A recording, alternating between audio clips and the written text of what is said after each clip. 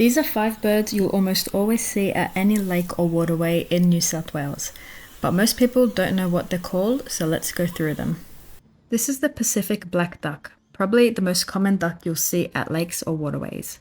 They're usually pretty relaxed, just swimming around or hanging near the edges.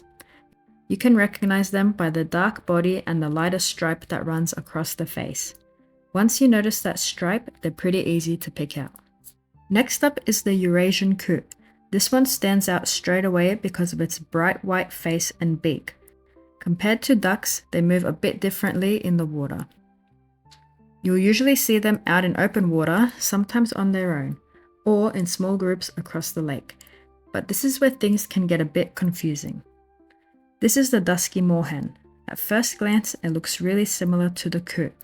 But the easiest way to tell them apart is that coots have a white face, moorhens have a red beak.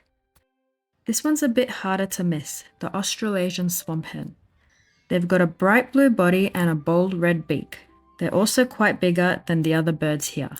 You'll usually see them moving through reeds or along the water edges. They tend to stay close to cover rather than out in the open. Finally, the Australian wood duck, also known as the Maine duck. These are a bit different.